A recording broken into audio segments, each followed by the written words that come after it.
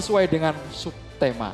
Di segmen sebelumnya, pemirsa, penyampaian visi misi dan program kerja dimulai dengan calon presiden nomor urut 2. Maka di sesi ini kita akan mulai dengan calon presiden nomor urut 3, Bapak Ganjar Pranowo.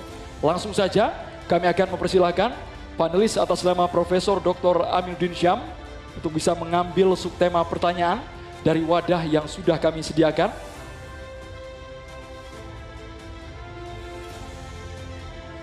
Kami mohon untuk dibuka dan diperlihatkan kepada calon presiden dan ke kami, moderator.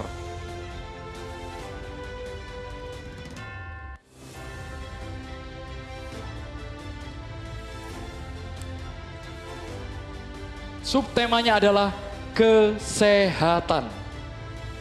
Kami juga akan mengundang Bapak Tolhas Damani MED untuk dapat mengambil undian daftar pertanyaan Bapak dari fishbowl yang telah tersedia. Apakah huruf A, B, atau C yang akan muncul? Bisa diperlihatkan? Huruf A. Baik. Ini pertanyaannya masih tersegel dengan subtema kesehatan. Kita akan membuka dan kami ingatkan kepada calon presiden untuk bisa menyimak baik-baik pertanyaan karena hanya akan dibacakan satu kali. Baik. Pertanyaan untuk calon presiden nomor urut 3, Bapak Ganjar Pranowo. World Population Prospect tahun 2022 menunjukkan angka harapan hidup manusia Indonesia berada di urutan 10 dari 11 negara ASEAN.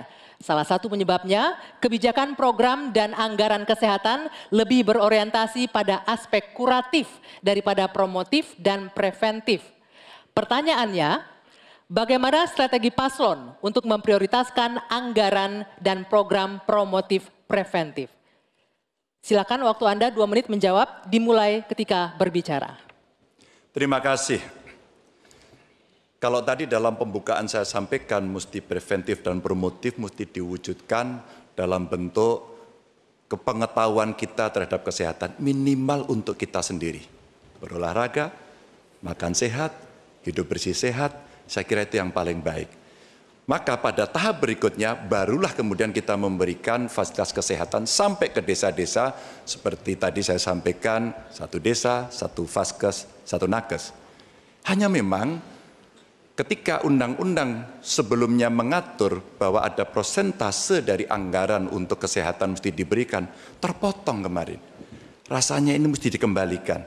Angka 5-10% menjadi angka yang bisa memastikan dalam politik kesehatan kita, layanan itu akan jauh bisa lebih baik. Namun ingat, kalau kita bicara angka harapan hidup, maka terhadap mereka mesti mendapatkan layanan kesehatan baik, mereka mesti mendapatkan hiburan yang baik, budayawan juga bisa membantu mereka untuk bisa membahagiakan mereka. Maka pada saat itu ternyata ada juga keinginan dari masyarakat, kami juga perlu mendapatkan layanan yang baik. Maka kalau kemudian kami bisa mendapatkan layanan baik, maka kami merasa nyaman, kami senang, dan hidup kami akan lebih panjang. Maka peran posyandu, peran dasawisma, peran kelurahan, RT, itu menjadi kekuatan yang luar biasa. Di samping tentu saja, pemerintah akan mendampingi dalam setiap kebijakan yang ada.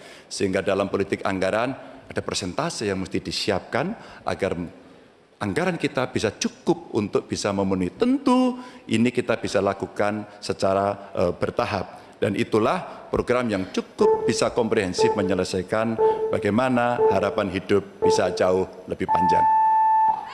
Ya, selanjutnya kami berikan kesempatan untuk Capres nomor 1 Bapak Anies Baswedan menanggapi jawaban yang disampaikan oleh Pak Ganjar. Silakan Pak Anies, waktu Anda 1 menit dimulai ketika berbicara. Yang tadi disampaikan baik dan izinkan saya meneruskan bahwa salah satu persoalan utama adalah pusat kesehatan masyarakat kita saat ini diarahkan terlalu fokus pada hal-hal yang sifatnya kuratif. Lalu urusan kesehatan seakan menjadi urusan Kementerian Kesehatan dan Dinas Kesehatan saja. Dan salah satu masalah utama adalah banyak yang disebabkan oleh pola hidup yang tidak sehat. Karena itu kami melihat yang disebut sebagai promotif, preventif, kuratif ini harus seimbang. Jadi kesehatan itu harus lintas sektoral. Kami pernah lakukan ini di Jakarta. Yang kita kerjakan misalnya membangun air bersih misalnya di Kepulauan Seribu supaya mereka dapat air yang sehat.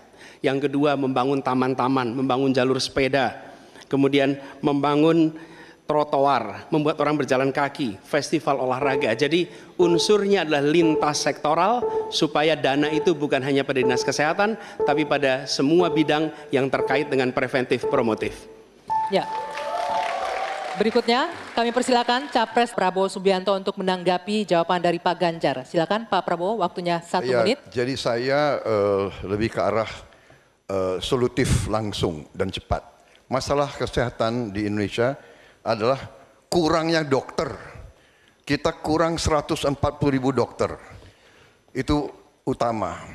Bayangkan kalau ada yang kena stroke atau serangan jantung, 2 sebab yang paling besar kematian. Di beberapa kabupaten tidak ada spesialis jantung atau spesialis stroke. 2, tidak ada perlengkapan yang memadai.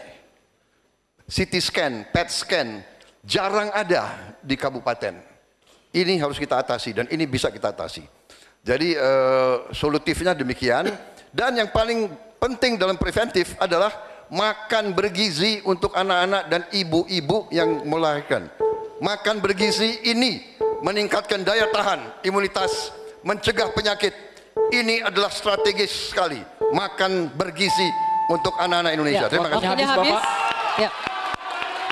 Silakan Bapak Ganjar Pranowo menanggapi jawaban tadi. Silakan direspon jawaban tadi dengan waktu 1 menit. Silakan. Ya, terima kasih. One Health, satu kesehatan untuk semua. Dan ini mesti dibicarakan ya manusianya, ya kesehatan hewannya. Karena ada zoonosis juga di sana. Maka kalau kita bicara bagaimana secara holistik, maka kesehatan semesta inilah yang mesti kita ciptakan. Saya masih berprinsip pada preventif promotif itu jauh lebih baik. Kalau tidak kita kobol-kobol, biaya kita akan habis untuk menangani orang sakit. Tapi kalau kita bisa mencegah, maka inilah yang akan bisa membuat manusia bisa hidup sehat. Maka sekali lagi, anggaran pendidikan untuk pencegahan, untuk kesehatan itu bisa kembali pada formula awal, dan yang kemudian kita menciptakan ruang-ruang layanan yang jauh lebih baik, apalagi untuk preventif dan promotif yang bisa diberikan oleh pemerintah. Ya.